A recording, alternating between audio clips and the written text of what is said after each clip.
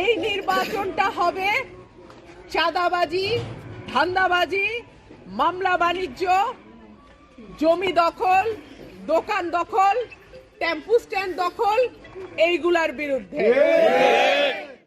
আর আমার যেহেতু কোনো মার্কা নাই, দলীয় মার্কা নাই, আমি ঠিক করেছি আমি হাঁস মার্কায় দাঁড়াবো। আপনারা সকলে প্রতীক বরাদ্দের দিন এটা অবশ্য আরো বেশি পরিষ্কার হয়ে যাবে যে মার্কা কি দাঁড়ায়। তবে আপনারা এখন পর্যন্ত মোটামুটি যেটা ঠিক করছি হাঁস মার্কাতে দাঁড়াবো। মাশাআল্লাহ।